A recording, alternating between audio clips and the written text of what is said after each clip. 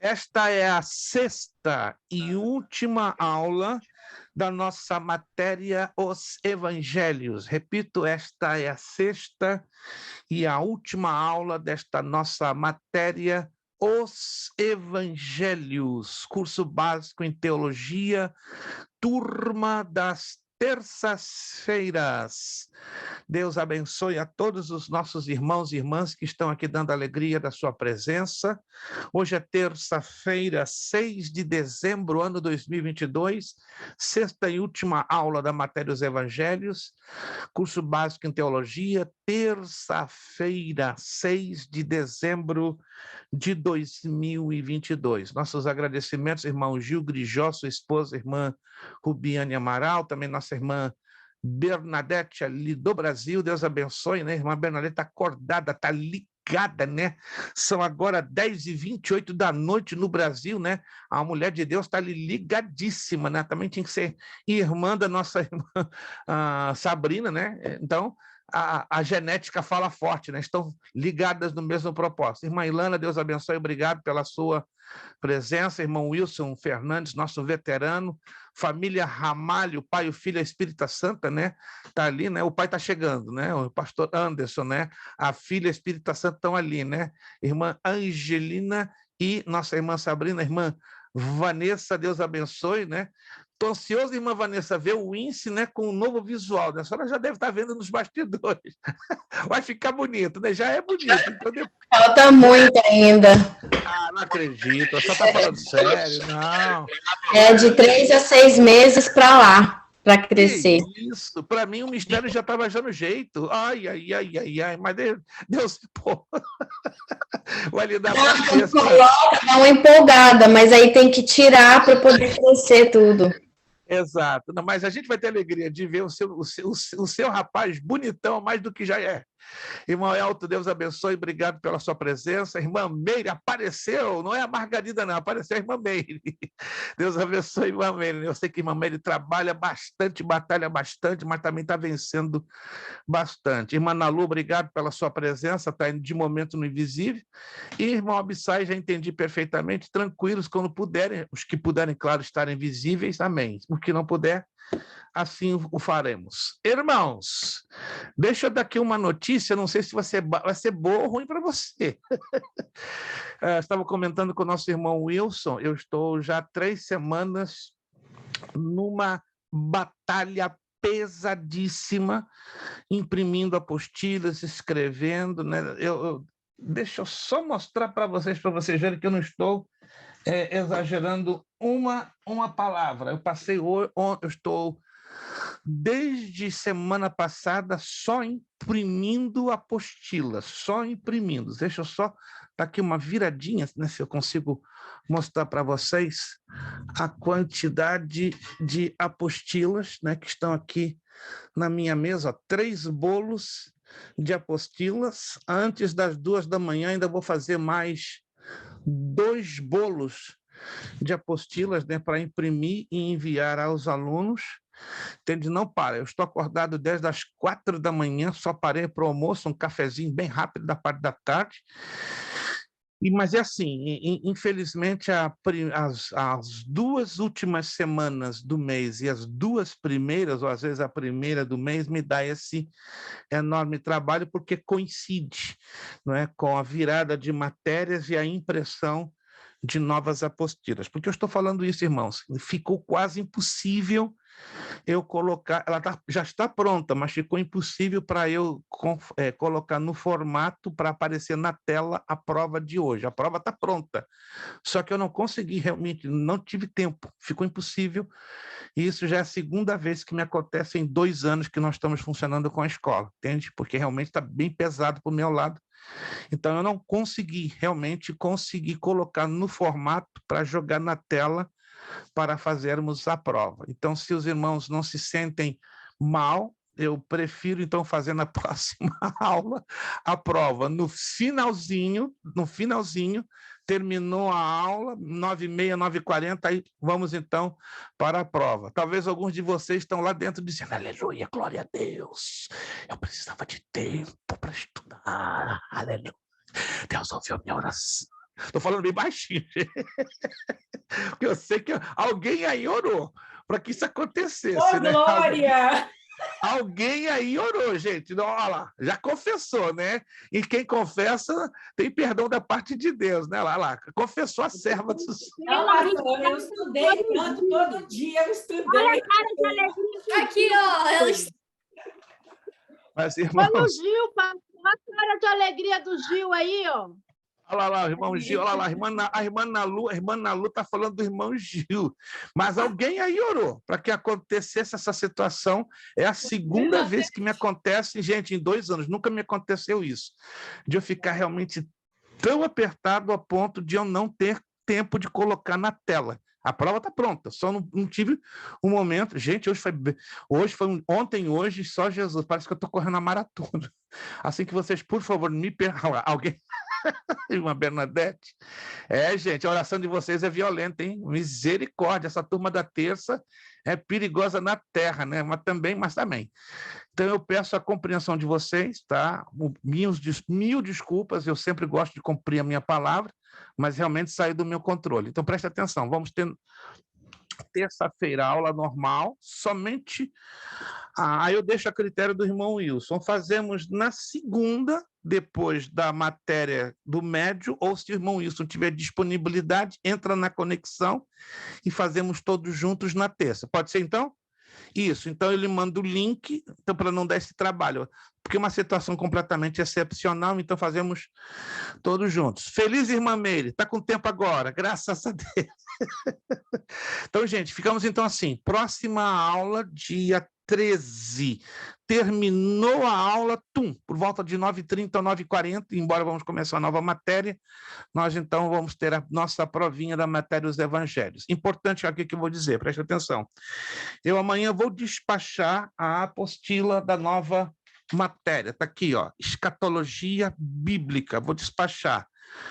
Pode ser, não estou afirmando, que não chegue a tempo até vocês. Se caso não chegar a tempo, eu na segunda-feira eu vou estar enviando o formato PDF ao e-mail de todos vocês. Aí vocês só imprimam, não toda a apostila. A apostila tem 56 páginas numeradas, vocês vão só imprimir as 10 primeiras páginas, só para acompanhar, entendeu? A primeira aula, para dar tempo para chegar até vocês, porque realmente ficou muito difícil para eu enviar esse material com antecipação como eu queria, né? Essa semana eu já vou enviar para a irmã Bernadette o formato PDF, então ela, de uma certa forma, está na vantagem, né? Porque está lá no Brasil, então a gente não vai enviar em cima da hora, né? Então, entre amanhã e depois da manhã, a irmã Bernadette já vai estar recebendo, né, lá no e-mail dela a apostila. Já essa apostila encadernada vai chegar às mãos de vocês provavelmente segunda-feira, na pior das hipóteses. Se não chegar, na segunda mesmo eu já estou enviando o formato digital em PDF, aí vocês imprimam só as 10 primeiras páginas para dar tempo, entendeu? Para a apostila chegar nas mãos de vocês. Todos estão entendendo? Todos estão entendendo? Perfeito, isso. Me desculpo mais uma vez, né? Realmente muito trabalho que estamos tendo, mas Deus aí está preparando algumas surpresas para glorificar o seu nome. Obrigado pela compreensão de todos. Então vamos hoje normalmente fechar a matéria dos evangelhos. Eu sei onde eu parei. E você sabe onde parou? Vamos lá. Lá, irmão Wilson fez com o dedão porque ele sabe. Só o irmão Wilson que sabe onde nós paramos. Vamos lá. Exatamente aonde eu parei. Página 14. Página 14. Em que parte? Vamos lá, irmão Wilson. Ajuda aí o povo. Início da página 14. Início da página. Abissai está ligadíssimo. Tenta colocar Abissai no bolso que você chora e se arrepende 2 vezes. Início da página 14. Jesus assumiu que era o Messias. Jesus assumiu que era o Messias. Deixa eu perguntar aqui para refrescar a mente de vocês. Pastor Anderson está chegando lá. Vamos lá, vamos esperar ele entrar com o áudio. O áudio estava indo, vai, volta, vem e volta. É assim mesmo, conexão. Vamos lá. Paz do Senhor, pastor Anderson. Bonita essa camisa, hein? Tem que mandar o endereço da loja para eu ficar parecido com o senhor, por favor. Depois a gente vai conversar em off, você vai mandar o endereço para eu conseguir uma camiseta igualzinha do senhor, né? Não vou ter a solução, nem a sua graça, mas pelo menos vamos ficar tipo irmãos gêmeos. Vamos lá, gente. Jesus assumiu que era o Messias. Alguém se lembra o significado da palavra Messias? Qualquer aluno pode abrir o áudio e responder. O enviado? Não. Ungido. Enviado vem da palavra Ungido. apóstolo. Ungido. Qual é a origem da palavra Messias? Ela é de origem grega ou hebraica? Hebraica. Hebraica. Hebraica. É Messias, anote aí, eu já falei isso algumas vezes e alguns alunos estão escorregando no quiabo. Messias significa ungido e é de origem hebraica. E qual seria o correspondente no grego? Qual seria a mesma palavra, porém o seu correspondente no grego? Já falamos. Não acredito. Não, isso é hebraico. Eu quero saber o correspondente no grego. Cristo, irmã Bernadette não vacilou. Ela pegou a arma, abriu o gatilho e deu tiro. Cristo. Estudei. Ai, irmãos, anotem aí, isso não pode ser esquecido. O que é isso, gente? Messias, hebraico, Cristo, grego, ambos significam ungido. Cuidado com a questão de enviado. Enviado é a palavra apóstolo e é do grego. E o nome Jesus, qual é a sua origem? Grega ou hebraica? Hebraico. Não. Jesus vem de Jesus. A origem é grega. E qual o significado?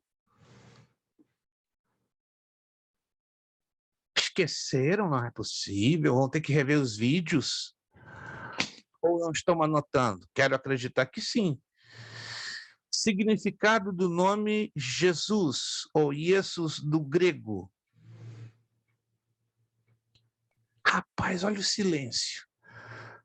Parece que alguém está dando goleada no Brasil de 9-0. E é assim, né? Tu não fica quietinho, não fala nada. Não estão se lembrando do... Hã? Filho de Deus? Não, irmão, misericórdia. Como é que eu não consigo se esquecer Salvador. disso? Salvador. Rapaz, Salvador. Yoshua é a forma hebraica. Jesus, ou Jesus, é a forma grega. Salvador. Anote, por favor. O problema é se você vai se lembrar onde anotou. Esse é um negócio sério, né? Tem aluno que anota, mas não se lembra onde anotou. Aí dá zebra. Por favor, irmãos, isso não pode ser esquecido. É como todo o tempo que estamos aqui estudando fosse em vão. E eu sei que não é em vão, tenho absoluta certeza disso. Vamos lá. Página 14.2. Jesus assumiu que era o Messias. Então passou Jesus a dizer-lhes: hoje se cumpriu a escritura que acabais de ouvir. É o que ele pronunciou ali em Lucas capítulo 4, versículo 21. Número 3. Disse que o reino já está invisível dentro de nós, né? Nós estamos falando sobre como, quando e como o reino chegou, chegará o reino de Deus entre nós. Número 3, então, disse que o reino já está invisível dentro de nós. Lucas 17, versos 20 e 21. Interrogado pelos fariseus e sobre quando veria o reino de Deus, Jesus lhes respondeu: não vem o reino de Deus com visível aparência, nem dirão, ei-lo aqui, ou lá está, porque o reino de Deus está dentro de vós. Veja só que interessante, né? O reino de Deus, então, tem 3 aspectos. Primeiro aspecto é o aspecto invisível, dentro de cada um de nós como cristãos. O segundo aspecto é no que tange a ele ser o rei de toda a sua criação. Isso não se pode negar, que o nosso Deus é rei. E o terceiro aspecto é aquele que vai se cumprir fisicamente na terra, sobre o planeta Terra, tendo a nação de Israel como a cabeça política das nações, e isso vamos estudar na próxima matéria, que será escatologia bíblica. Aí vamos aprender que no milênio, Jesus será o cabeça político de todo o planeta Terra, tendo a nação de Israel como a cabeça das nações. Aí vai se cumprir, ou serão cumpridas, todas as profecias que tangem ao reino de Deus. Letra B, já estamos falando disso aqui, ó, e já estamos antecipando algumas coisas da matéria da próxima semana, escatologia. Vão ser 8 semanas, meu Deus, prepare os cintos, né? Nós estudamos já na turma da 4ª e da 5ª em 15 semanas, só que é muito tempo para a turma da terça, então nós vamos fazer bem apertadinho em 8 semanas. Letra B, o reino de Deus escatológico já é presente e será futuro. Alguém tem ideia do significado da palavra escatológico? É muito conhecida essa palavra, né? Escatologia. Vem, então, escatológico. Algum aluno pode me dar uma definição curtinha, objetiva do que é escatológico? Mesmo que você erre, não se preocupe. Estudo do futuro. Seria um pouquinho mais. Estudo do tempo do fim. Um pouquinho mais. Tá, estão no caminho. Está faltando só um ingredientezinho mais para ficar... Tá correto, mas está faltando... Estudo o fim dos tempos? Um pouquinho mais. Um pouquinho mais. Tudo do que há por vir? Estudo das folhas de Estudo arrebatamento. Ok. Escatologia é o estudo dos acontecimentos dos últimos dias, envolvendo o arrebatamento da igreja, tribulação, milênio, trono branco e novos céus e nova terra. Então, escatologia é o estudo dos últimos acontecimentos, envolvendo arrebatamento da igreja, segunda vinda de Jesus, tribulação, milênio, trono branco, novos céus e nova terra. Então, quando se fala escatológico, está apontando, né, para o presente e para coisas que ainda vão acontecer no futuro. Enquanto a expectativa do povo de Israel é de que tudo se cumpriria em uma única etapa, os evangelhos nos orientam ao entendimento de que o reino de Deus se manifestaria em 2 etapas. Agora que nós vamos falar da manifestação do reino. O reino escatológico das promessas do Velho Testamento, e tão esperado pelos judeus, abrangia 3 aspectos. Isso aqui é importante demais. Parece que nós estamos de propósito, já abrindo a antessala do que vai ser a matéria da próxima semana, começando na próxima semana. Número 1, a destruição final do diabo e seus anjos. Deixo bem claro, esta destruição não significa exatamente a exterminação, ou seja, Deus vai dar vai zerar o diabo do mapa. Não. Essa destruição se refere ao tormento ao qual ele será exposto. Já vários alunos me perguntaram por que Deus não destrói, não acaba, não elimina, não arrisca da face da terra o diabo. Claro, Deus poderia fazer isso em sua soberania, em seu poder, ele tem todo esse poder para fazê-lo, mas tem uma razão básica por que ele não vai fazer, porque é preferível expor ao diabo ao tormento do que a destruição. Preste bem atenção, se você quiser anotar. Todas as criaturas que Deus criou, todas as criaturas que Deus criou, sem exceção, e aí incluem os anjos, os animais e os seres humanos, elas são chamadas de criaturas criadas. Criaturas criadas. Somente o ser humano ganharia ou ganhará a propriedade de ser chamado imortal. O que então é uma pessoa? O que é uma pessoa imortal?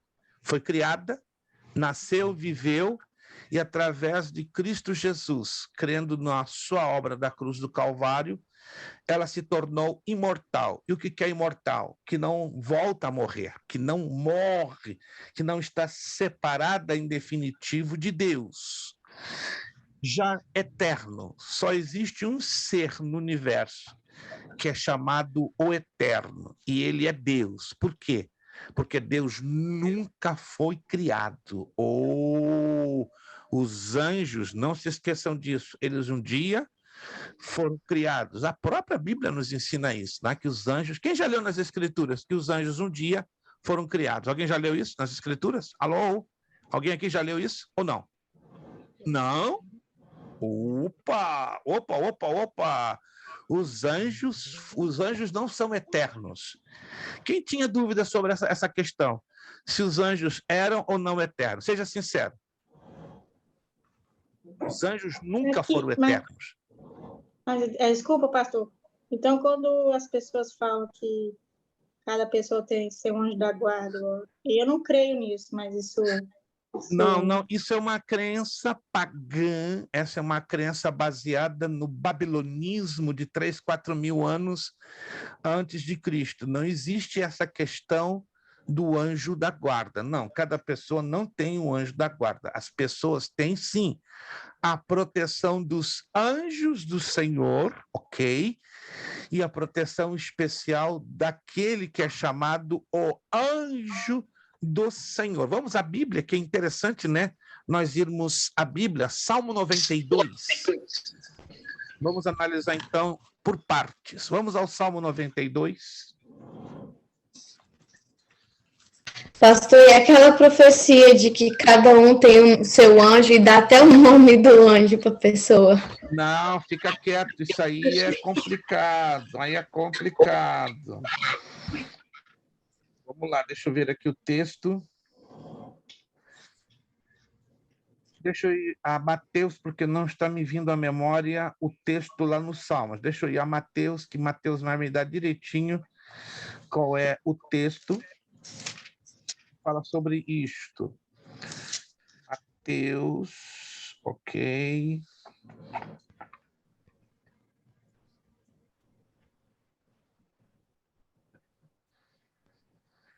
Ok, deixa eu ver aqui, 4, 6... Salmo 91, 11, desculpe. Salmo 91, 11. Eu falei o 92, mas é o Salmo 91, 11. Porque aos seus anjos dará ordem ao teu respeito, para te guardarem em todos os teus caminhos. Estão anotando? Então, Deus envia os anjos para nos darem o quê? A sua proteção aos nossos caminhos, correto? O Salmo 34, se não me trai a memória, deixa eu ver se é o 34 ou é o 37. Deixa eu ver aqui. 34:7. Esse aqui é um anjo diferente.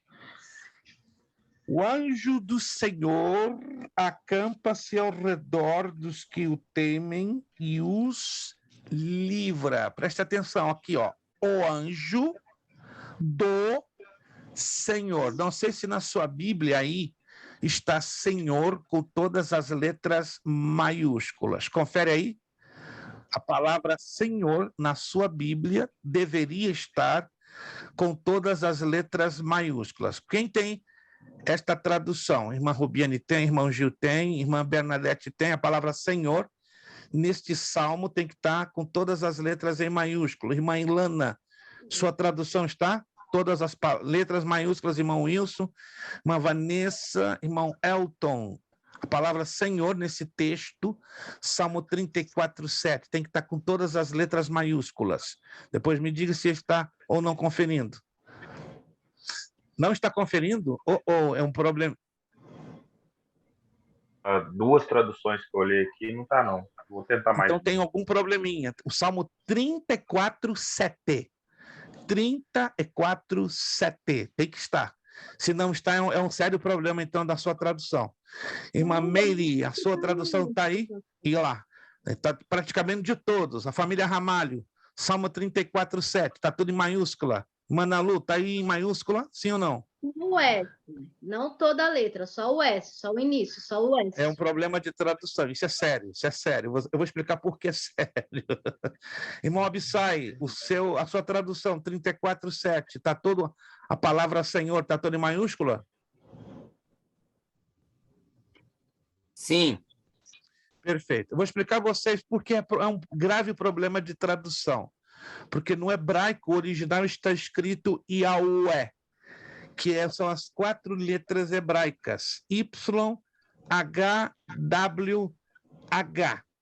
Então, o anjo do Senhor, que em hebraico é Malak Yahweh, a tradução é o mensageiro do rosto do Senhor, ou a cara do mensageiro do Senhor. Quem é esta pessoa? Jesus Cristo.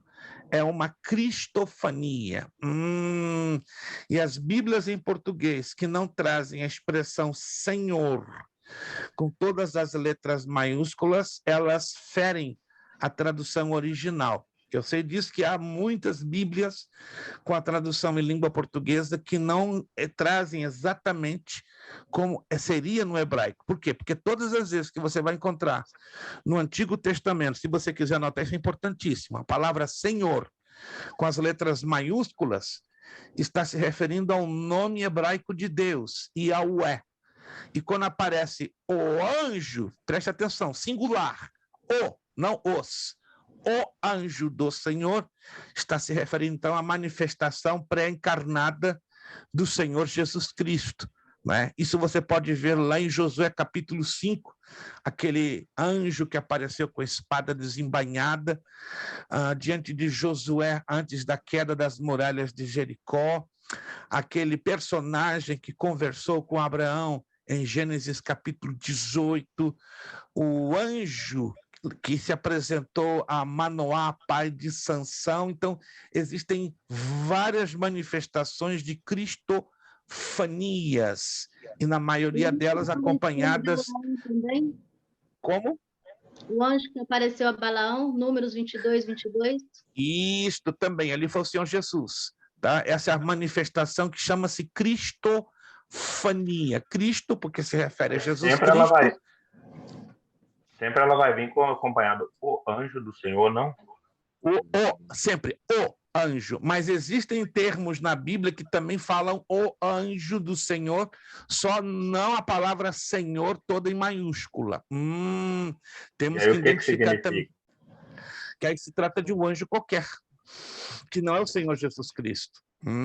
O que identifica o Senhor Jesus Cristo é a palavra Senhor, toda ela em maiúsculas, porque assim é no hebraico, assim é nas traduções em espanhol, nas traduções em inglês, em todos os idiomas, a palavra Yahweh, ela se identifica por trazer todas as letras em maiúsculas, mas a língua portuguesa e o italiano, algumas traduções no italiano, elas pecam muito com essa questão da tradução, por isso que é interessante você ter de 2 a 3 traduções, e geralmente de 3 traduções que você tenha, uma vai pecar, no caso de não trazer no formato autêntico como está no texto hebraico, que propositalmente aparece para identificar a pessoa do Senhor Jesus Cristo. Anotado? Isso é importante, causa um pouquinho de confusão, desde o momento que a gente não disponha, né, de pelo menos 3 traduções. Até nas traduções online, se você for nas traduções online, você vai constatar que a maioria delas trazem essa expressão, o anjo do Senhor, em maiúsculas, que se refere à pessoa do Senhor Jesus Cristo. Penso que essa tradução de Almeida 1995, todas vai estar só o S maiúsculo. Esse é o problema. Eu, particularmente, não gosto da Almeida 1995. Agora, esta Bíblia aqui, do pastor Antônio Gilberto, e outras, elas são a 2009 ou a 1969. Então, a Almeida Revista Corrigida, 1969, ou Almeida Revista Corrigida 2009, são as melhores ARC, Almeida Revista Corrigida. A 95 deixa bastante a desejar, bastante. Não vou entrar nos detalhes, porque você pode até ficar um pouco desanimado, né? Almeida 1995, ela é bem carregadinha de erros de tradução, que é de 2009, corrigiu assim, ó, da água para o vinho. Entenderam? Anote aí, se você for pegar uma ARC, de preferência a 1969, espetacular, e a 2009. Evite, se possível, a 1995. Ela foi, inclusive, muito criticada, muito, pelos batistas e metodistas. Muitos assembleianos, pentecostais não se deram conta. Começaram a acordar quando viram a tradução de 2009, que realmente a quantidade de erros de copista são mais de 150, 200, que foram todinhos corrigidos na de 2009. É muito complexa essa questão da correção das traduções da Bíblia em língua portuguesa, né? Em 2000, que eu tenho informação, em 2025, vão lançar uma nova Almeida Revista atualizada. Essa aí poderia ser a melhor de todas as traduções da língua portuguesa, ARA 2025, mas, de momento, as 3 melhores traduções da Bíblia em português ainda são Almeida Revista Atualizada, né, a que existe atualmente, Almeida Revista Corrigida 2009 e Almeida Corrigida Fiel ACF. Você tendo essas 3, está de excelente tamanho. Vamos lá? Que o senhor coloca aí, então, é saber lidar com esses pequenos erros ortográficos. Exatíssimo. Não apenas erros ortográficos, mas também tem erros gramaticais, erros de colocação, erros gravíssimos. Deixa eu rapidinho, apenas rapidinho, só para vocês terem uma ideia. No segundo livro de Reis, capítulo 22, uma das traduções de Almeida, eles colocam a idade do rei Acasias sendo mais velho que o próprio pai. É bem estranho. Talvez o irmão Wilson e alguns dos irmãos já tenham observado isso. Mas uma tradução de Almeida mostra o rei Acasias mais velho do que o pai. Isso é incoerente. Uma diferença de 20 anos. E esse erro de cálculo, erro de copista é corrigido na Almeida Revista Corrigida de 2009. Tá? Mas eu vou falar isso um pouquinho mais adiante, numa matéria que vai ser bem interessante sobre as traduções da Bíblia, né? Embora isso já foi falado um pouco na matéria de bibliologia, para quem passou por ela, tá? E quem não passou vai entender isso com maior profundidade. Vamos, então, continuando, para não perdermos o fio da meada? Vamos lá. Número 1, a destruição final do diabo e seus anjos. Mateus 25, 41. Então dirá também aos que estiverem à sua esquerda, apartai-vos de mim, malditos, para o fogo eterno preparado para o diabo e seus anjos. Então entenda que não será destruição, senão o tormento eterno do diabo, né, que foi criado perfeito como ser humano, só que com poderes muito superiores ao ser humano, e, consequentemente, essa é a razão pela qual Deus não vai destruir o diabo, porque ele foi a origem do mal, né? Foi dado a ele o livre-arbítrio e foi ele o gerador do pecado do universo. Então, o melhor castigo dentro da justiça de Deus não é destruição, senão o tormento eterno. Aqui nós colocamos essa expressão destruição no sentido do seu tormento, ele vai ser atormentado por toda a eternidade. Número 2, formação de uma sociedade gloriosa, Mateus 13, 43. Então, os justos resplandecerão como o sol no reino de seu Pai. Quem tem ouvidos, ouça.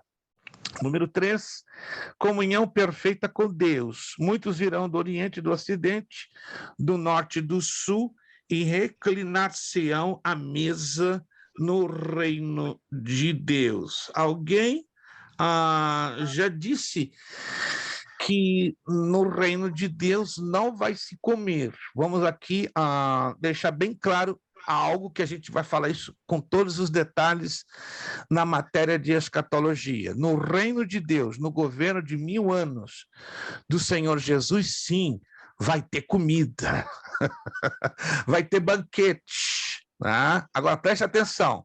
Se você já puder, quero já te dar essa palhinha. Vão existir 3 tipos de pessoas que vão viver no governo de 1000 anos do Senhor Jesus aqui na Terra, que será a confirmação ou o cumprimento das profecias sobre o reino de Deus na Terra.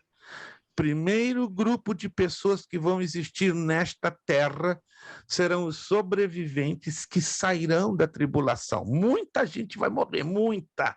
Mais de 75% da raça humana que estiver na terra depois que a igreja for levantada aos céus, ela vai morrer. Como é que eu sei disso?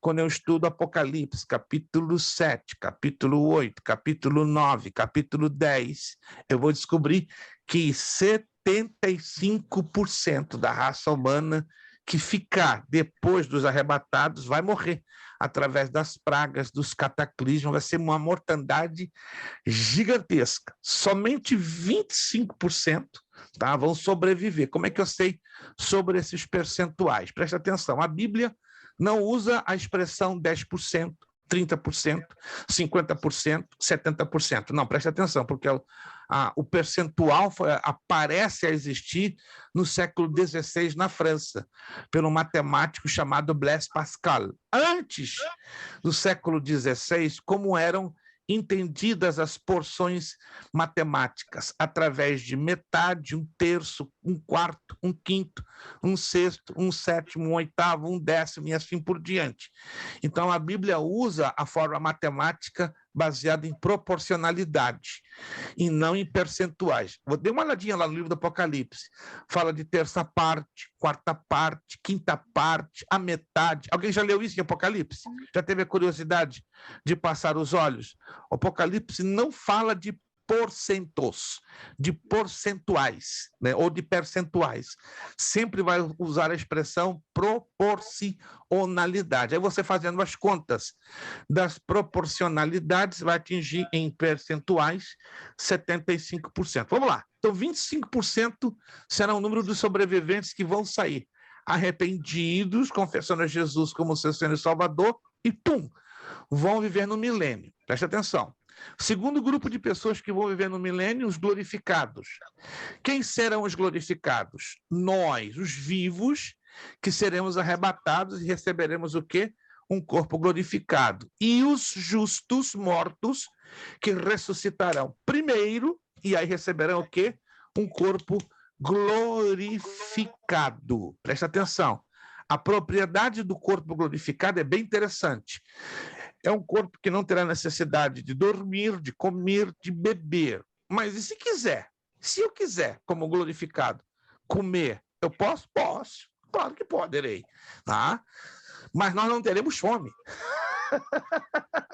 Como é que você pode comer se você tem fome? Você pode. Jesus deu uma demonstração quando ele apareceu lá no cenáculo. Os judeus com medo, né, das autoridades, as portinhas fechadas. Daqui a pouquinho aparece do nada, tum, Pai seja convosco. É um fantasma. Aí o que Jesus pede de imediato? Vocês têm alguma coisa aí para comer?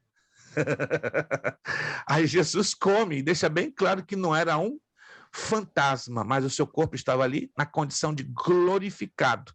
Então, no reino de Deus vai se comer, mas na verdade quem vai ter fome para comer serão os que tiverem corpos naturais, como hoje eu e você temos. Aí vem o terceiro grupo de pessoas que vão viver no milênio, os que nascerem no milênio. Mas para cá. Então, quem vai nascer no milênio da parte de quem? Dos sobreviventes da tribulação, porque os glorificados, como o Senhor Jesus disse, serão semelhantes a anjos, não se casam e não se dão em casamento. Aí um aluno, não vou dizer de qual turma, ficou triste. Então, pastor, eu não vou desfrutar da minha esposinha, não vou desfrutar do meu esposinho, não vamos ter mais condição de ter filho, filha. Pastor, eu tinha esperança de ter mais 4, mais 5, esquece. É agora. Se é para ter filho, é agora. Com o corpo glorificado, esqueça. Mas tem gente que está preocupada com isso, está até triste. Irmãos, presta atenção. O corpo glorificado não vai ter doença, não vai ter fraqueza, não vai ter cansaço, não vai ter mais fome. O corpo glorificado você vai atravessar até a parede, até a matéria. O corpo glorificado vai ter muitas vantagens. O corpo glorificado não vai ter rugas. Eu tenho 3 pés de galinha aqui e 4 aqui. Então vai desaparecer tudo. Agora, se alguém me oferecer esses dias, pai, você vai ter cabelo com o corpo glorificado, pouco me importa. Se eu vou ter cabelo ou não, isso aí é uma coisa que eu não quero nem saber. Eu sei que o meu corpo vai ser perfeito, completo. Se eu vou ter cabelo ou não, eu sei que ruga eu não vou ter. Eu sei que envelhecimento nenhum de nós vamos ter. Não teremos mais enfermidade. Mas deixo bem claro, vai se poder comer no reino de Deus. Alô? Então, quem quiser comer à vontade, mas você que terá o corpo glorificado não vai ter fome. Você vai sentir o gosto do paladar. É um negócio interessante, né? Você vai ter o paladar, o gosto direitinho da comida, do churrasco, da picanha, mas não vai ter aquele... Quem tiver o corpo natural, aí sim, né? Até lá o Winston vai estar com o corpo glorificado, então ele não vai ter esse problema. Mas somente os corpos naturais serão aqueles que sobreviverão à tribulação e os que nascerem. Está entendendo essa parte, gente? Se a gente vai estudar com riqueza de detalhes. Gente, a cabeça de vocês vai fazer isso aqui, ó. A Bíblia fala isso com tantos detalhes e com tanta propriedade que você... Meu Deus! E está tudo lá no Antigo Testamento, no livro do profeta Isaías, livro do profeta Ezequiel, livro do profeta Abacuque, Zacarias, Malaquias. É lindo demais. Por isso que 8 semanas vai ser curtinho estudar esta matéria de escatologia. Tá? E a comunhão... Sim? Só uma pergunta aqui, que o pessoal já está com fome aqui, achando que eles vão vir no milênio. É que eu tô falando a gente vai poder comer, gente. Estou falando que os que vão comer só os que nascerem no milênio, né? Os que vão ter fome para comer, mas isso não impede que eu e o irmão comamos. Nós poderemos comer, mas não vamos ter a necessidade da comida, compreendem? Para a nossa sobrevivência. Deixa eu entrar aqui com o texto bíblico, vocês vão se lembrar. Paulo disse, né? Carne e sangue não herdarão o reino de Deus. Ó, carne e sangue. Levítico, se não me trai memória, capítulo 19 diz, no sangue está o quê? A vida. Então esse corpo, para ter vida, precisa ser alimentado por sangue. Ok. E a Bíblia diz que carne e sangue não herdarão o reino de Deus. Consequentemente, vamos receber um corpo dual mode. O que é um corpo dual mode? Adaptado aos 2 mundos, ao mundo espiritual e ao mundo físico. Oh, que interessante! Assim como o sangue sustenta o corpo nosso hoje, a própria glória de Deus vai sustentar o nosso corpo glorificado. Por isso que diz, glorificado. Não vamos ter sangue, gente. Você vai se espetar, vai ser um negócio estranho demais. Que isso, pastor? Coisa de Drácula, coisa de vampiro? Não. Você vai se espetar, vai se cortar, mas não vai ter dor e nem sangue. É por isso que a gente tem, não sei se tem alguma coisa a ver, mas a gente lembrou aqui agora. É por isso que Jesus conseguiu ficar 40 dias em jejum sem comer? Por causa dessa durabilidade? Ali foi uma situação especial. Ali foi uma situação altamente extraordinária. E é importante a senhora entender o seguinte, me acompanhe, já que a irmã Sabrina entrou nessa temática, se você quiser anotar, não estamos fugindo, porque estamos falando dos evangelhos.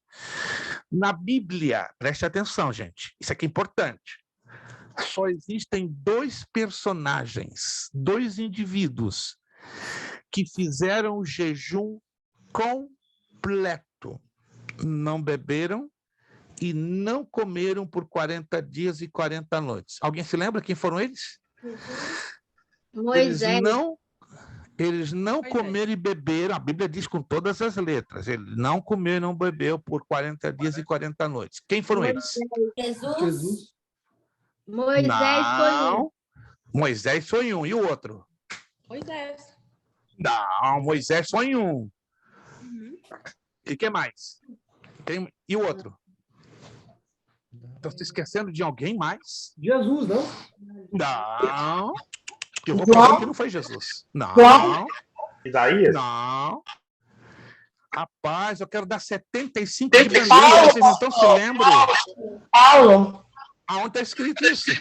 Elias? Elias. Alô? Elias? Alô? Quem Elias? falou? Quem falou? Elias! Oh, meu Deus! Jesus bebeu água, né? Gente, Abissai sabe, só que ele fica lá. Não, Se pastor, às vezes eu esqueço de resistindo. abrir o áudio.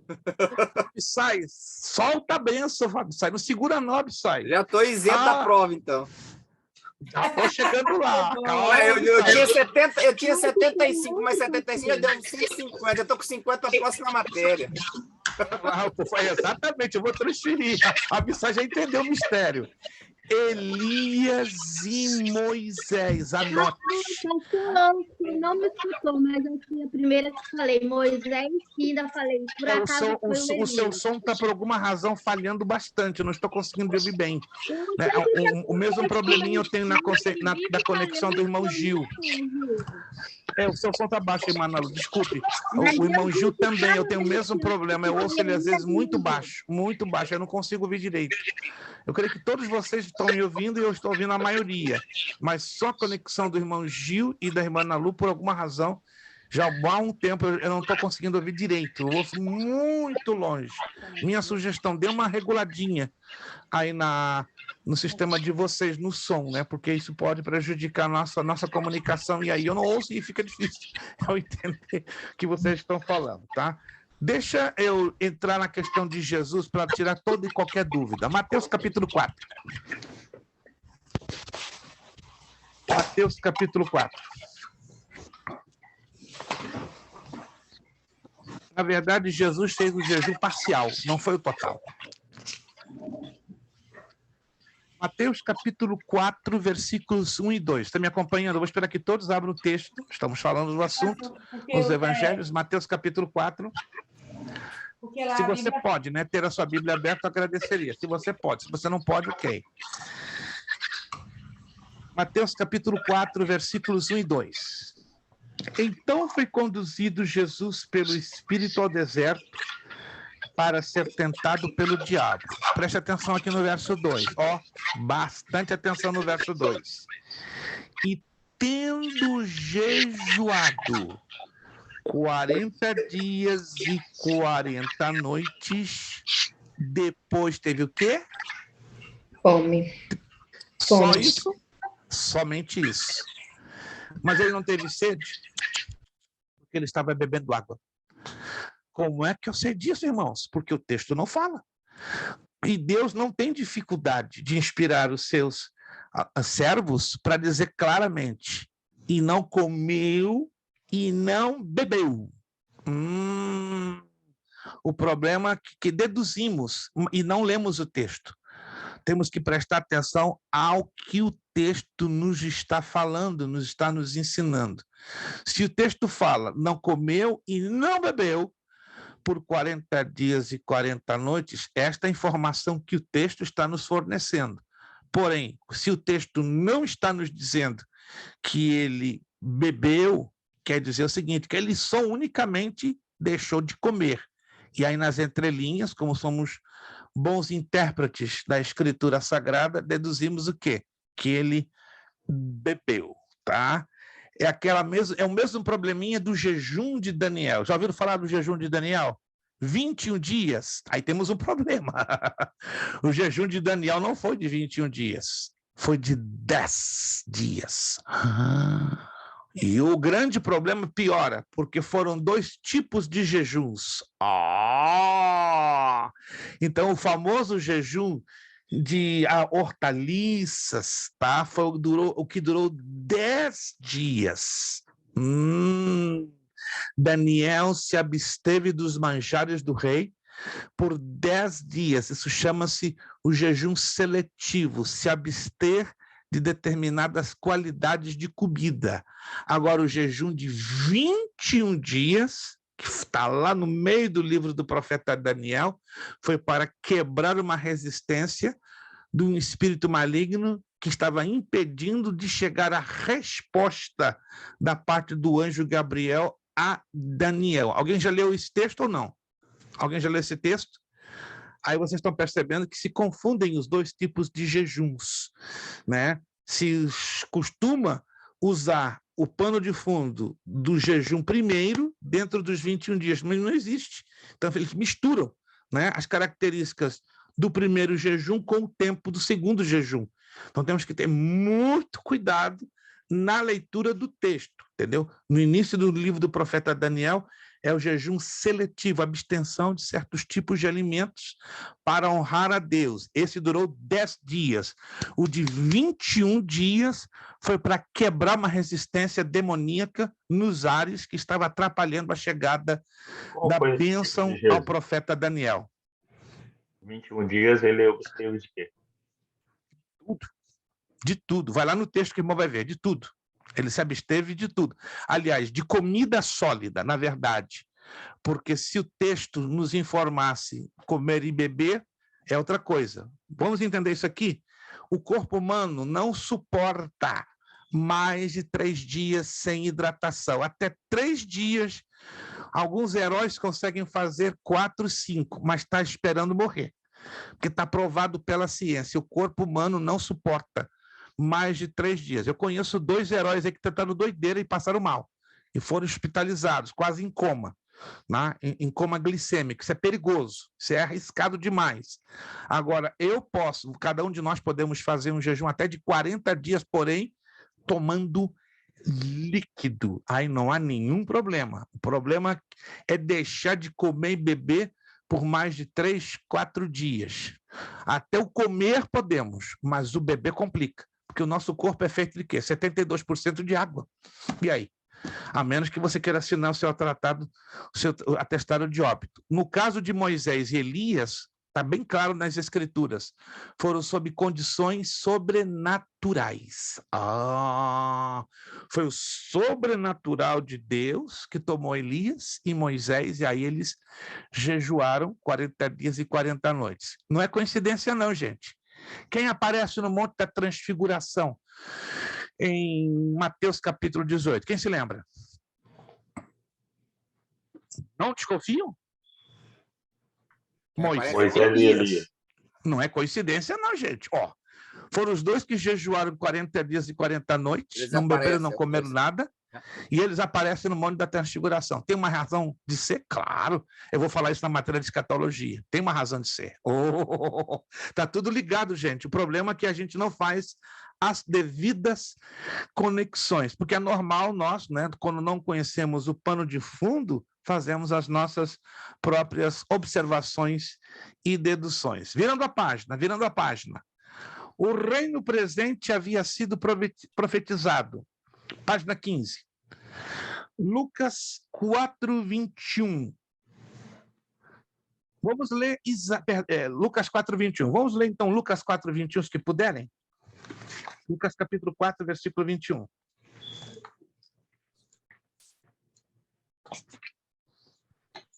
Lucas capítulo 4, versículo de número 21.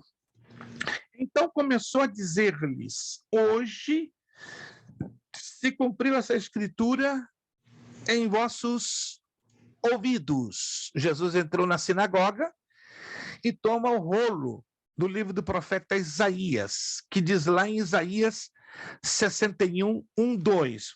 Não fecha Lucas, não. Vamos a Isaías 61, 2. Não fecha, por favor.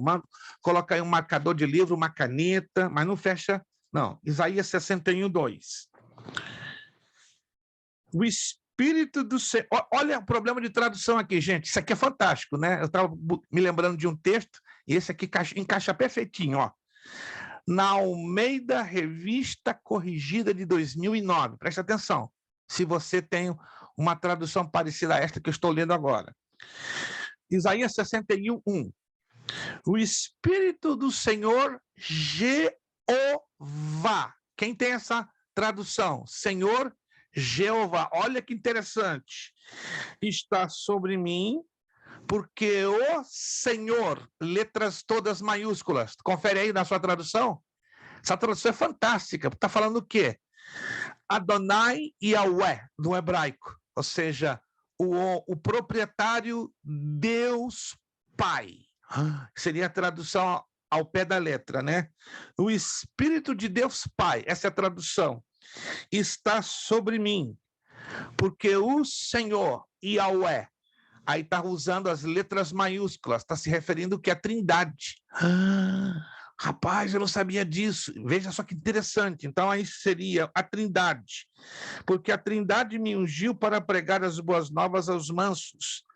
Enviou-me restaurar os contritos de coração, a proclamar a liberdade aos cativos e a abertura de prisão aos presos, a apregoar o ano aceitável do Senhor, de novo em letras maiúsculas, e o dia da vingança do nosso Deus, a consolar todos os tristes. Então, essa profecia foi toda dirigida para a pessoa do Senhor Jesus Cristo e cumprida ali no momento que ele toma o rolo na sinagoga.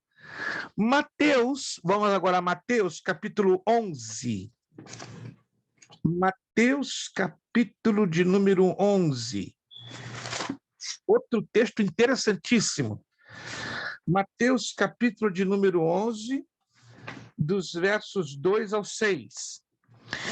E João, ouvindo no cárcere falar dos feitos de Cristo, enviou 2 dos seus discípulos a dizer-lhe: és tu aquele que havia de vir ou esperamos outro? E Jesus, respondendo, disse-lhe: ide anunciai a João as coisas que ouvis e vedes.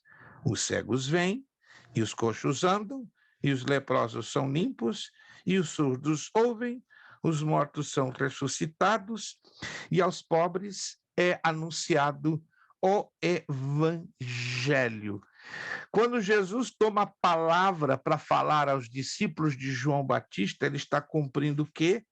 Isaías. Vamos lá, Isaías. Agora vai Isaías, pode desmarcar Lucas e Isaías 61, e agora vamos a Isaías 35, 5, 6.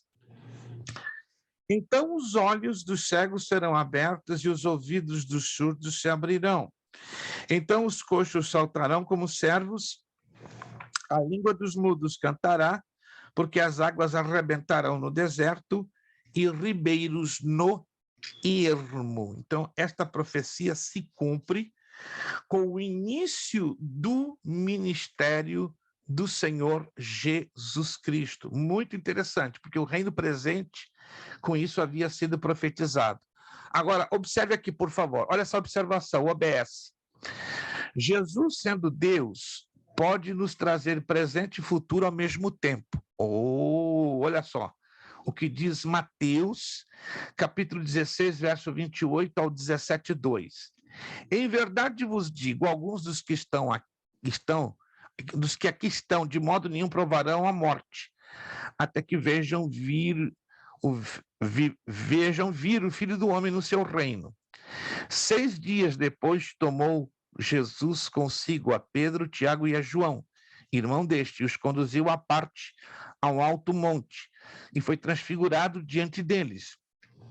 O seu rosto resplandeceu como o sol, e as suas vestes tornaram-se brancas como a luz. Que interessante, certo? Aqui Jesus diz o seguinte, que nem todos haveriam de morrer ou partir para a morte, mas haveriam de vir o Filho do Homem no seu reino. Quem foi a pessoa que foi objeto do cumprimento desta profecia? Alguém se lembra? Em verdade vos digo, alguns dos que aqui estão, Jesus estava falando a quem? A um grupo de pessoas, e dentro desse grupo estavam os seus discípulos. De modo nenhum provarão a morte, até que vejam vir o Filho do Homem no seu reino. Alguém se lembra a quem se refere Jesus? Seria João. João. Que tipo de João? Qual dos Joões? João, discípulo. Apóstolo. João, Batista. o apóstolo, também conhecido como João, o evangelista, autor do livro do Apocalipse. Então, João foi o único que não experimentou a morte. Todos os discípulos do Senhor Jesus Cristo experimentaram a morte, outros foram mortos ao fio da espada, outros decapitados, crucificados, cerrados ao meio. João foi lançado 3 vezes num tanque de pinche quente. Olha que loucura, né? Mas não mataram João, não conseguiram matar. 3 vezes com pinche quente e nada de matar João, né? Quer dizer, algo parecido, né? Com a Sadraque, Mesaque e Abdenego, que jogaram na fornalha 7 vezes mais aquecida e não mataram. Sim, irmão Elton. Mas João, ele, no final da sua vida, ele morreu, né? Sim, normalmente ele morreu, mas não fruto de um martírio. Ele morreu por morte natural em novembro do ano de 96 depois de Cristo. Mas Então, ele por que morreu, esse porém... Sim.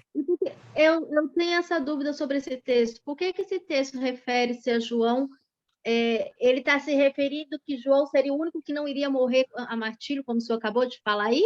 Exato, É por isso porque houve uma profecia. significado? Uma profecia, simplesmente. Jesus decidiu, na sua soberania, estabelecer isto como uma profecia. E, na verdade, se cumpriu. Olha, preste atenção no que Jesus falou.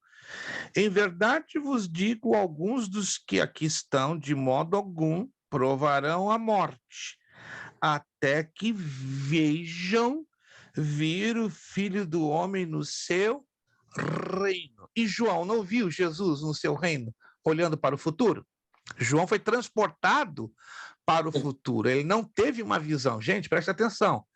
O livro do Apocalipse, para nós, é algo surrealista, porque para nós fala de fatos que estão lá na frente. Mas diz a Bíblia, vamos lá no livro do Apocalipse para deixar essa dúvida já totalmente eliminada, porque eu entendo que é uma dúvida até genuína, natural, que a maioria dos cristãos, quando leem esse livro, vão ter essa dúvida, esse questionamento. Livro do Apocalipse, capítulo 1. Livro do Apocalipse, capítulo 1. Vamos começar do 1º versículo. Revelação de Jesus Cristo, a qual Deus lhe deu para mostrar aos seus servos as coisas que brevemente devem acontecer, e que pelo seu anjo as enviou e as notificou a João, seu servo, o qual testificou da palavra de Deus e do testemunho de Jesus Cristo e de tudo que tens visto. Bem-aventurado aquele que lê e os que ouvem as palavras desta profecia e guardam as coisas que nela estão escritas, porque o tempo está próximo. Verso 4. João, às 7 igrejas que estão na Ásia, graça e paz seja convosco da parte daquele que é, e que era, e que há de vir, e da dos 7 espíritos que estão diante do seu trono. Verso 5. E da parte de Jesus Cristo, que é a fiel testemunha, o primogênito dos mortos e o príncipe dos reis da terra. Aquele que nos ama e em seu sangue nos lavou dos nossos pecados e nos fez reis e sacerdotes para Deus e seu Pai, a ele glória e poder para todos sempre. Amém. Eis que vem com as nuvens e todo olho verá, até mesmo os que o traspassaram, e todas as tribos da terra se lamentarão sobre ele, sim, amém. Eu sou o alfa e o ômega, o princípio e o fim, diz o Senhor, que é e que era e que há de vir, o Todo-Poderoso. Agora, muita atenção aqui no verso 9, 10 e 11. Eu, João, que também sou vosso irmão e companheiro na aflição e no reino e na paciência de Jesus Cristo, estava na ilha chamada Patmos, por causa da palavra de Deus e pelo testemunho de Jesus Cristo. Anote aí o versículo 10, ó. Eu fui o quê? O quê? Arrebatado em espírito. Se você nunca viveu essa experiência, não tente entendê-la. Só quem viveu, como Paulo e João, sabe o que é isso. O que significa em poucas palavras? O corpo permaneceu vivo, mas o espírito foi para o futuro. Na minha cabeça isso não funciona, nem na sua. Não tente entender isso. Mas Paulo e João viveram essa experiência. Conheço irmãos que já viveram essa experiência. É a coisa mais louca Eu já presenciei 5 casos de pessoas que estão ali muito bem, daqui a pouco é como se estivessem dormindo, mas foram arrebatadas em espírito. E aí passa um tempo, volta. Vão ao céu e volta. Coisa mais louca. Não tente entender isso. Foi o exato caso que aconteceu com Paulo, que foi ao 3º céu, e foi o exato caso que aconteceu com João, que ele foi arremetido ao futuro, né? Então, João viveu a máquina do tempo. Então, ele esteve presente em todos os acontecimentos que na eternidade já é passado, mas para mim, para você é futuro. Quantos estão entendendo, gente? Quantos estão me entendendo? Na eternidade, aonde está Deus, já aconteceu. Está registrado para nós, como algo que ainda vai acontecer. Não tente entender a eternidade. A eternidade é um negócio muito complexo. E quando eu e você tivermos o corpo glorificado, vamos entrar na eternidade.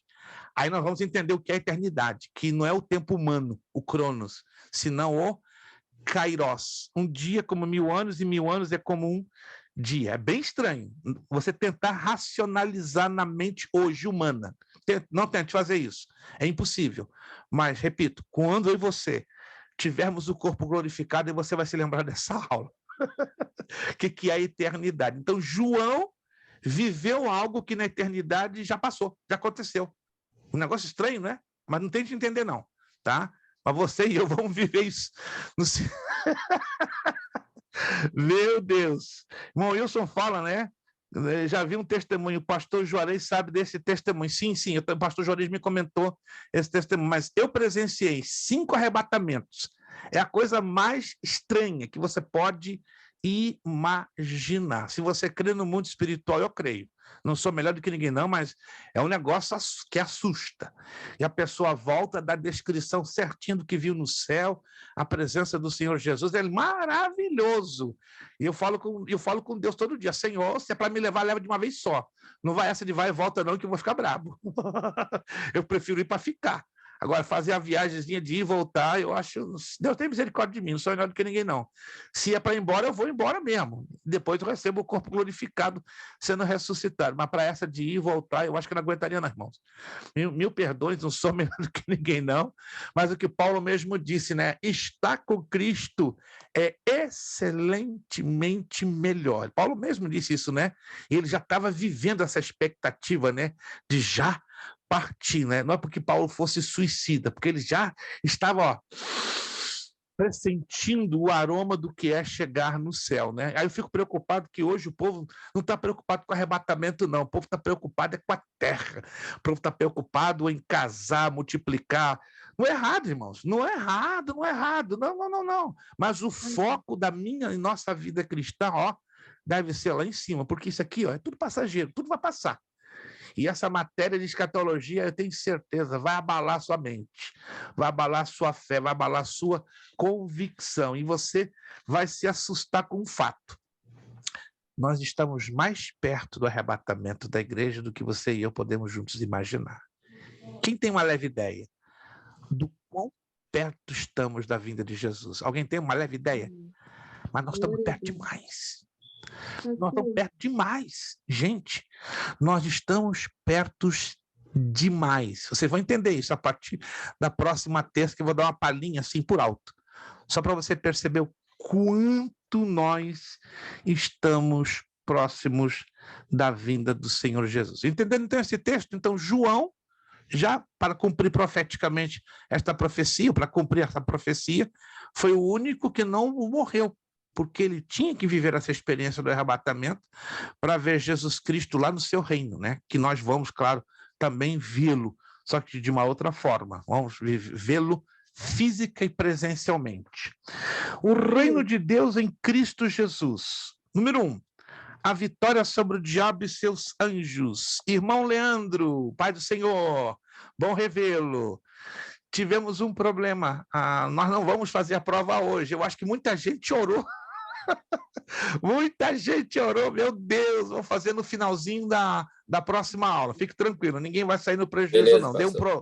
Deu um problemão do meu lado, não vai ser possível reproduzir a prova na tela, então nós vamos fazer na próxima aula, no finalzinho, né? Para alegria de todos, mas olha, a oração de um justo pode muitos seus efeitos, mas aqui, Um bando de justos abençoados oraram e funcionou. Glória a Jesus. Mas não ore para não atrapalhar na próxima aula, não, por favor. Aí você me complica a minha vida, né? Eu estou orando, Senhor, ora para esse povo orar para aprender mais, estudar um pouquinho mais, mas vai ter que ter a prova na próxima aula. Vamos lá. O reino de Deus em Cristo Jesus. Número 1, a vitória sobre o diabo e seus anjos. Mas se é pelo Espírito de Deus que eu expulso os demônios, logo é chegado a vós o reino de Deus. Ora, como pode alguém entrar na casa do valente e roubar-lhe os bens, se primeiro não amarrar o valente, e então saquear a casa? Está lá em Mateus 28:20, o cumprimento futuro. Foi-me dado todo o poder nos céus e na terra. Presta atenção, gente. Jesus fez essa abordagem porque os fariseus acusavam Jesus de expulsar demônios em nome do príncipe dos demônios. Alguém se lembra na Bíblia como se chamava o príncipe dos demônios? Estranho, né? Como? Beelzebub? Beelzebub, exatamente, Beelzebub. Mas essa é uma matéria que nós vamos estudar só lá no bacharel em teologia, para quem chegar lá, né? A matéria angelologia e demonologia. Há uma hierarquia, há uma ordem de comando como soldados, não é verdade? No mundo espiritual, tanto do lado dos anjos como do lado dos demônios. E segundo a Bíblia, Beelzebub é um dos príncipes dos demônios. Possivelmente, pelas características, ele seja ou um principado ou uma potestade. A Bíblia não nos dá detalhes, mas poderia ser um dos dois, né? Porque tem muito poder no comando dos demônios. Mas Jesus foi acusado de expulsar demônios em nome de Beelzebub. Em função disso, se criou um falso ensino que hoje pessoas, quando expulsam demônios, elas podem travar diálogo. Não sei se vocês... Eu já fiquei muito constrangido em ver pessoas expulsando demônios, travando diálogo com pessoa endemoniada. E sabe o que elas alegam? Jesus fez, eu posso fazer. Não, a coisa não é assim. Ele nos deu autoridade para expulsar os demônios em nome de Jesus. Confere isso com a Bíblia ou não? Confere isso com a Bíblia ou não? Ele nos deu autoridade para expelir, mas em momento nenhum na Bíblia, entenda isso, Mateus, Marcos, Lucas e João, nos 4 evangelhos, não vemos em momento nenhum Jesus dando instruções para travarmos diálogo com o endemoniado. Mas Jesus fez, gente, Jesus fez porque é o Filho de Deus. Jesus, certa feita, disse: o cálice que eu tomo, não podeis tomar vós. Ou seja, haviam coisas que só Jesus poderia fazer e ninguém mais. Fim de conversa. Agora, o que é para eu e você fazermos, Jesus nos orientou. O problema é que a gente não observa as palavras de instruções específicas que Jesus nos deixou. Talvez porque alguns de nós queremos imaginar que sabemos um pouquinho mais que o conteúdo das Escrituras, né? E não é a verdade, temos que sempre estar aprendendo, e porque Jesus teve um tratamento diferencial por ser o Filho de Deus. Sim, irmão Elton. Pastor, até porque é perca de tempo, né? Porque ele é o pai da mentira, você vai ficar conversando com o mentiroso, ele te enrolando ali o tempo todo. É perigoso. Eu já vi obreiro conversando com o endemoniado, dá problema. Gente, não tente fazer isso. E não diga que Deus me deu autorização para conversar, que é mentira, que o Espírito Santo não faz isso. O Espírito Santo não vai autorizar ninguém a você travar diálogo com o demônio. Não existe isso. E se existe, é algo do engano. É espírito de engano. Irmã Ana Lu. O senhor está me escutando bem? Agora sim, perfeito. Agora sim. Então, agora sim. A minha pergunta é, quando uma pessoa, né, ela manifesta com demônios, existe um demônio na vida da pessoa que seja responsável por todos, que nem eu já vi, assim, de orarem por uma pessoa e falar assim, eu quero o demônio-chefe, por exemplo, e como se fosse um responsável por todos, entendeu? Eu quero cabeça, uma coisa assim, existe isso?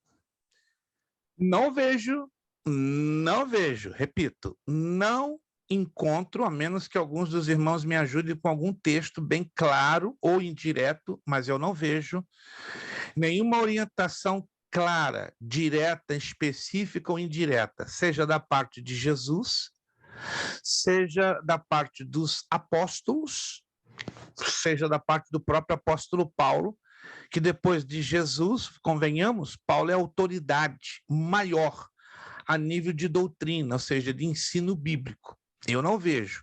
Eu sei a razão da sua pergunta, irmã Ana Lu, e eu presenciado ao longo dos meus mais de 50 anos de fé, e é um tanto estranho, porque eu repito, não conheço. Eu repito uma vez mais, se alguém tem um texto que me esclareça essa realidade, amém. Não estou aqui como dono da verdade, não estou aqui como aquele que sabe tudo. Eu tenho as minhas enormes limitações espirituais e humanas, mas até onde eu tenho estudado a fundo esse assunto de angelologia e demonologia à luz da Bíblia, não me lembro de nenhum texto que me autorize ou me oriente a perguntar. E aí? Quem é o chefe aí da banda? Com o demônio não se trava diálogo, e está provado. Quem tenta travar diálogo sai perdendo, e muito. A Escritura dá exemplos, né, de homens que tentaram conversar com endemoniados e deram problemas, né? Foram até rasgados, atacados, passaram um negócio pesado, gente. Não, mas fulano... Pergunta o nome, qual o teu nome? Tranca-rua, Chucaveira. O que é isso, gente? Eu não quero saber de nome de demônio, eu quero saber do leão da tribo de Judá, Jesus Cristo. Sai em nome de Jesus e acabou. Porque o inimigo é muito astuto. No momento que a pessoa trava diálogo, é engodo, é luta, é prova, é confusão. É como disse o irmão Elton, é o pai da mentira. Então ele vai enrolando, enrolando, enrolando e vai gerar o quê? Vergonha. Eu já vi numa igreja no Brasil há muitos anos atrás, 2 obreiros querendo dar uma de super espirituais, começando a conversar. Qual é o teu nome? E o demônio respondeu, Legião. Não, você vai ser agora. Quem é você? Para me expulsar. Você que tem 3 mulheres. E essa que está aí à tua esquerda é a que não sabe de nada, já 19 anos. O pai da mentira às vezes fala a verdade, mas é para envergonhar. Gente, o negócio é grave. Me deu dó de ver aqueles obreiros sendo esmurraçados e humilhados por um endemoniado. Não brinca com o diabo não, gente. Não trava diálogo não. Com o diabo é assim, cala-te. Em nome de Jesus de Nazaré, sai fora. Pronto. Tem aqueles que chamam o diabo depois que é expulsar, né, pastor? É um negócio sério, gente. Gente, o negócio é perigoso. Meu povo perece por falta de conhecimento. E não me venha com essa. Deus me deu uma revelação, mas se essa revelação não se encaixa com as escrituras... Pastor, é igual o tem algo errado. É igual o Tito Poderoso, culto de libertação. Parece que está convidando o diabo para vir para ser expulso, né?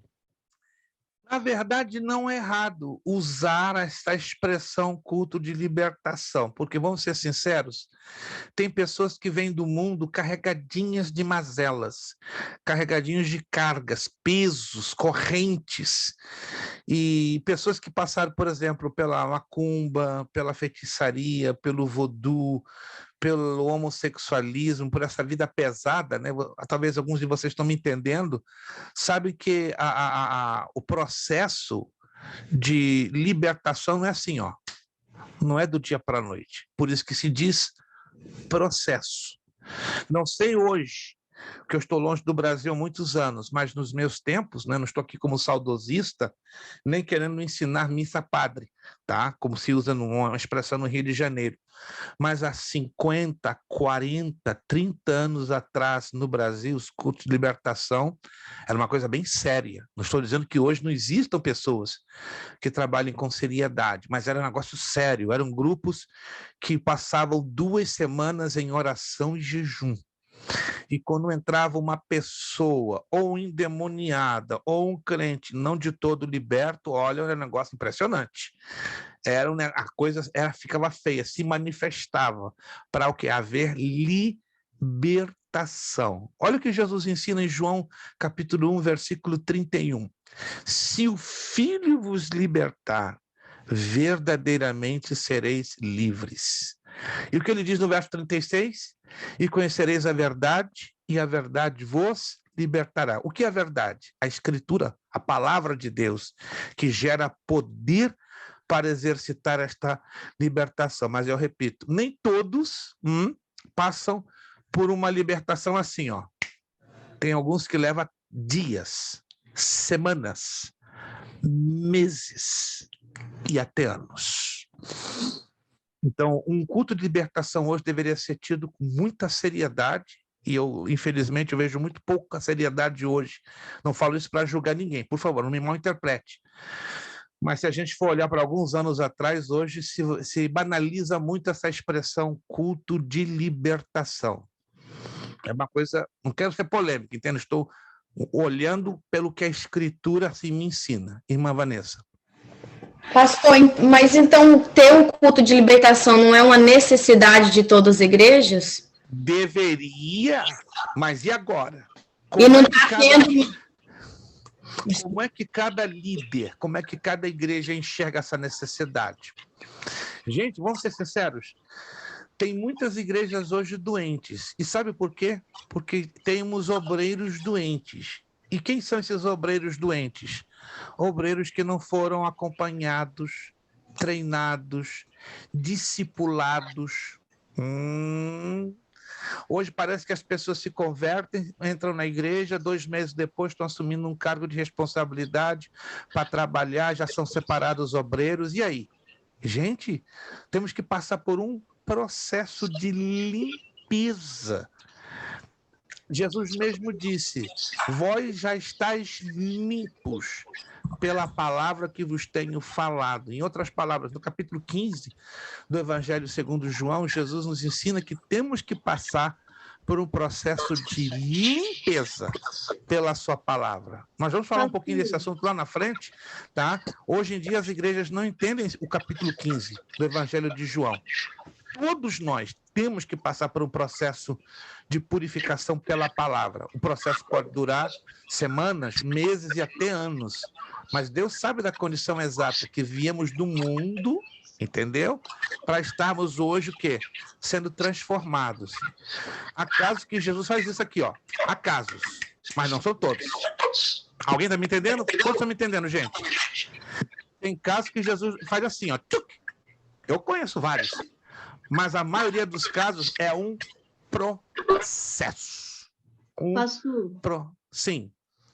O senhor está falando quem veio do mundo, mas se a gente prestar atenção hoje na igreja, até quem vive dentro da igreja, nasceu dentro da igreja, a Bíblia fala, né, que Satanás passa como um espírito de engano. Então, esse culto de libertação, tarde da bênção, como sejam, circo de oração, como queiram chamar, é muito necessário, e nós, se nasceu na igreja ou não nasceu na igreja, tem que sempre estar ali participando, sim, de um culto de libertação, sim, porque Satanás, ele trabalha muito duro e muito forte na nossa mente, em nosso redor, e se a gente não vigiar, a gente dá brecha e está endemoniado dentro da igreja pensando que está liberto.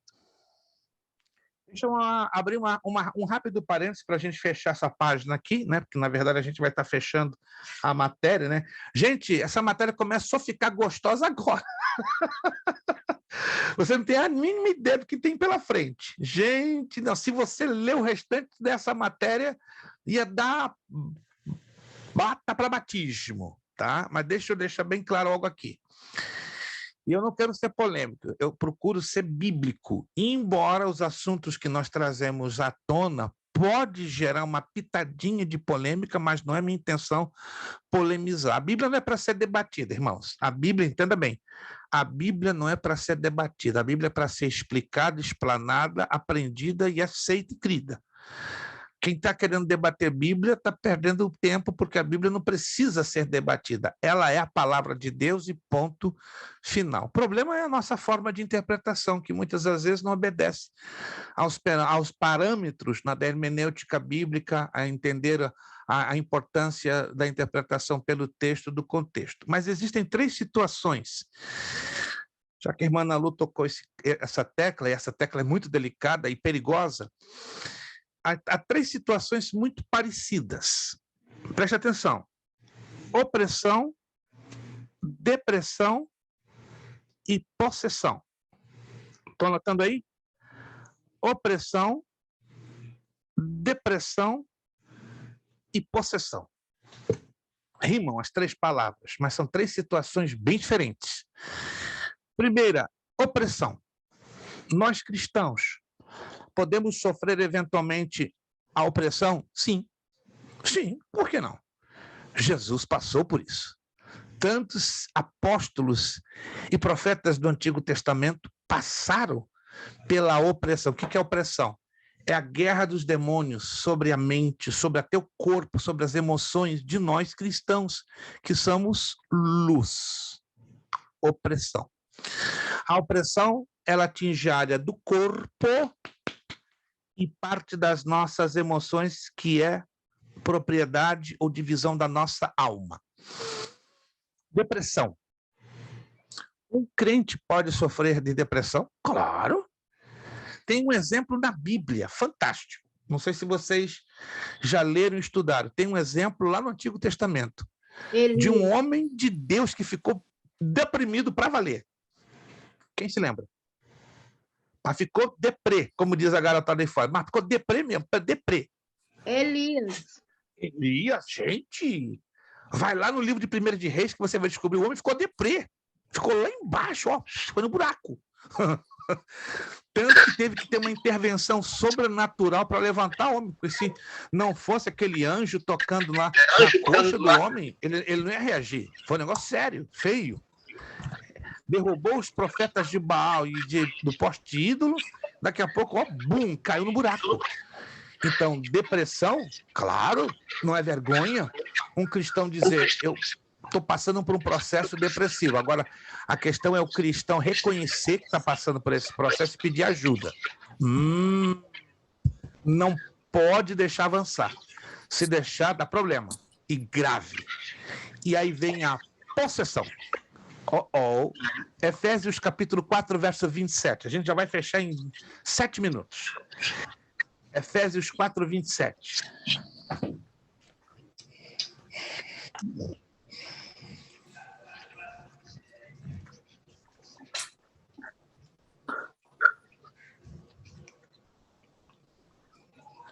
Efésios capítulo 4, versículo 27. Pequenininho versículo. Alguém pode me ler, por favor?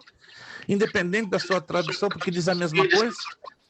Efésios 4, 27. Pode abrir o seu áudio e ler em voz alta para nós aqui, por favor? Efésios 4, 27. Não deem ao diabo oportunidade para tentar vocês. Essa tradução aí rasgou, irmã Vanessa, rasgou com força. Não deis lugar ao diabo. A tradução dela foi um pouquinho mais ampla, tá? Que é a consequência de dar lugar. No grego, ao pé da letra, está assim: não deem território ao diabo. Não entreguem território ao diabo. Preste atenção. Nós somos seres tripartides. O que é tripartide? Corpo, alma e espírito. Esse é o corpo, ó. Alma. Quais são as 3 propriedades da alma? Mente, emoções e vontade. E o espírito, que é o fôlego de vida. Aonde reside o Espírito de Deus dentro de nós? No nosso espírito. Presta atenção. O Espírito de Deus reside dentro, ó, do nosso espírito, que é o que nos dá o fôlego de vida. Tanto o espírito como a alma são partes imateriais, não tem matéria envolvida. São partes imateriais, espirituais do nosso ser. Só que a alma ela é constituída de mente, pensamentos, emoções e vontade. E a parte da nossa alma que está mais em contato com o espírito é a nossa mente. Ela toca a divisão da alma e do espírito, como diz lá em Hebreus capítulo 4, versículo 12, porque a palavra de Deus é mais penetrante e mais aguda ou afiada do que uma espada de 2 lâminas, ou de 2 gumes, que penetra na divisão da alma e do espírito. E essa divisão da alma e do espírito é exatamente da mente com o nosso espírito. Por quê? Porque é através da mente que o nosso espírito, pelo contato com a palavra e com o Espírito Santo, ele é despertado. Sem antes conhecermos a Cristo, o nosso espírito estava adormecido nas trevas. Paulo fala muito isso na carta aos Colossenses. Mas quando recebemos o poder da palavra e do Espírito Santo, o nosso espírito faz isso. Ele revive. E ele passa a ser o quê? Morada do Espírito Santo. Estão me acompanhando? Quem está me acompanhando, gente? Quando eu e você conhecemos a Jesus Cristo, nosso espírito que estava escuro, fechado, bloqueado nas trevas, ele recebe a luz da palavra, a luz do próprio Espírito Santo, e aí o Espírito Santo se casa com o nosso espírito. Então ele passa a viver dentro do nosso espírito. Mas Paulo diz: não deis lugar ao diabo, não entregue território a ele.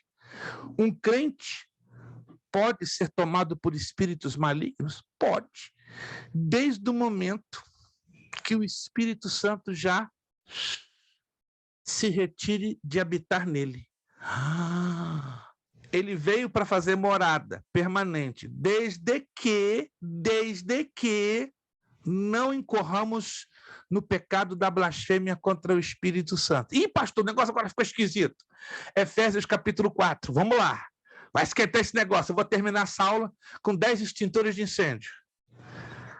Efésios capítulo 4. Agora vai ficar quente o negócio. Meu Deus. Já estamos nele, né? No capítulo 4. Olha o que vem na frente. No verso 28. Não, na verdade, o verso 29. Nós saltamos do 27 para o 29. Não saia da vossa boca nenhuma palavra torpe, mas só que for boa para promover edificação, para dar graça aos que ouvem. Verso 30. Não entristeçais o Espírito de Deus. Preste atenção aqui nos termos que Paulo usa. Não entristeçais, ou seja, não façam isso de maneira deliberada, calculada, premeditada. Não entristeçais o Espírito Santo de Deus, no qual estáis o quê? Selados para o dia da redenção. O que é o selo do Espírito Santo? Se você vai no primeiro capítulo de Efésios, você vai descobrir que o selo está ligado ao penhor.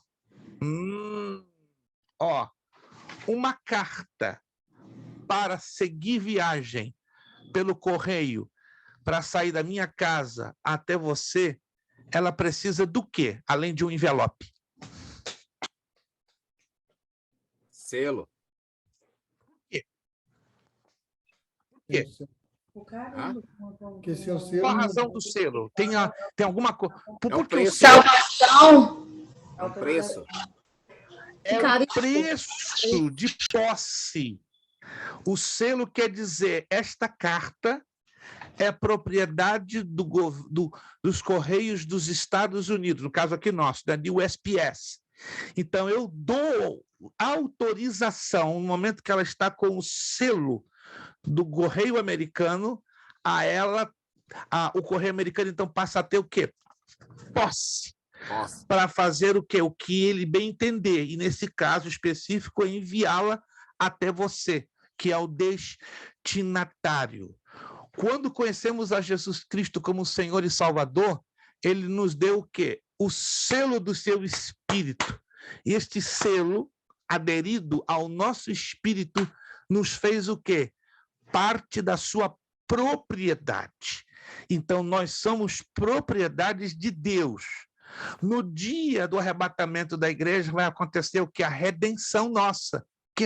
E essa redenção, ela vai ser marcada o quê? Por causa do valor que já está em nós, que é o penhor. Então, nós já temos o quê? O selo. Opa! E esse selo que vai garantir a nossa subida até as mansões celestiais. Por isso que Paulo diz claro, não entristeçais o Espírito Santo, no qual estáis selados para o dia da redenção. E esse dia da redenção vai ser no dia do arrebatamento da igreja. Olha o próximo versículo que diz aqui, ó. Toda amargura, ira e cólera, e gritaria, e blasfêmias e toda malícia seja tirada entre vós. Se tem coisa que entristece o Espírito Santo, para tirar o selo, é isso aqui, ó. Anotou aí o verso 31? Crente amargurado, crente irado, crente cheio de cólera, gritando, cheio de blasfêmia, cheio de malícia. Paulo deixa bem claro, tira tudo isso, sai tudo. Se não tirar isso da sua vida, você vai perder o selo. E se a gente perde o selo, perdemos a presença, a habitação do Espírito. Aí entra um espírito maligno, já era. Mas para isso acontecer, é um processo. Não acontece do dia para a noite. A história é longa. Ela continua lá em Hebreus capítulo 6, Hebreus capítulo 9 e Hebreus capítulo 10. Mas a gente vai falar isso na matéria de escatologia. Calma, sobre a mente cauterizada. Que Paulo fala dos últimos dias próximos ao arrebatamento da igreja. 10:03, gente, a gente não pode mais continuar. Que pena. Ai, que dodói me dá. Essa matéria já estava ficando quente, maravilhosa. Nós vamos ter que parar por aqui, tá? Vamos parar por aqui. Aí eu sugiro que você leia o restante da apostila, né? O Reino de Deus em Cristo. Depois, na página 16, a formação de uma sociedade gloriosa. Na página 17, o Deus do reino, que maravilha. Depois, na página 21, o reino e a religião. Depois, na página de número 21, a teologia do apóstolo João, que coisa maravilhosa essa teologia. Depois, na página 22, o dualismo dos escritos joaninos. Maravilha essa apostila, pena que foi pequeno demais o tempo. Jesus e o 7, eu sou, em João, na página 27, você pode até usar para pregar, fique à vontade, tá? Depois, sobre o Espírito Santo, que pena que não tivemos tempo para falar do Espírito Santo, como diz a página 29. Gente, uma apostila pequena, mas muito rica no conteúdo que envolve os 4 evangelhos. Amém? Deus falou alguma coisa conosco nessa noite? Vamos lá? Será que Deus falou alguma coisa? Ó, comigo falou. Falou também com você? Alô? Com quem Deus falou nessa noite? Meu Deus, se Deus não falou com você, gente, eu acho que vou ter que fazer uma oração para conversão. Mas eu quero acreditar que ele falou sim, que você nessa noite, pelas escrituras sagradas, descobriu coisas que nunca tinha imaginado. E que Deus nos dê da sua graça, da sua misericórdia, e que possamos perseverar até o fim. Lembrando então, próxima aula, matéria de escatologia, estarei enviando as novas apostilas amanhã, só o irmão Wilson que estará indo para o médio, ok? Mas o irmão Wilson vai estar então conosco, né? Eu vou mandar o link para ele, vai estar fazendo a provinha, vai acontecer entre 9h30 e 9h40. Vamos então agradecer o Senhor nosso Deus nesta noite. Obrigado, irmão Gil, irmã Rubiane, irmã Bernadette, irmã Ilana, irmão Wilson, irmã Vanessa, Elton, irmã Meire, Absai, a família Ramalho, irmão Leandro, né, se esforçou muito, mas pegou a bênção ainda, graças a Deus. Obrigado, irmão Leandro. Jesus recompense o seu grande esforço. Conte conosco, aqui estamos, né? Não podemos levar o irmão no colo, que não é pesado. Mas o resto, nós estamos aqui de coração aberto para lhe ajudar no que for necessário, tanto o irmão como também a nossa irmã Angélica, que é a sua esposa, a irmã Nalu. Obrigado também pela sua participação, foi fantástico. Deus abençoe, né? Amanhã eu preciso da confirmação da sua amiga, né? Se ela vai poder entrar ou não amanhã, ou então em janeiro. Fique bem à vontade com respeito a isto. Vamos pedir, irmão Wilson. Isso, irmão. Irmão Wilson está deixando o nosso grupo. Agradecemos de todo o nosso coração pelo carinho, pela dedicação que o irmão Wilson Fernandes, né?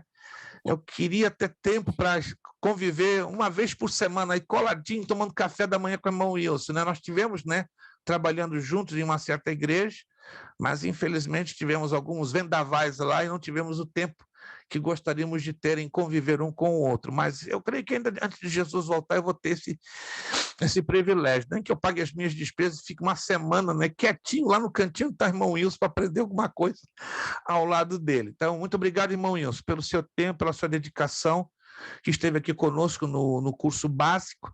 Irmão Wilson, então, a partir de segunda-feira já está lá começando no curso médio. Eu pensava que a irmã Vanessa também ia, mas a irmã Vanessa ainda vai ficar conosco mais uma matéria e depois ela voa lá para o básico, aliás, para o médio básico. Eu estou rebaixando a irmã Vanessa, meu Deus.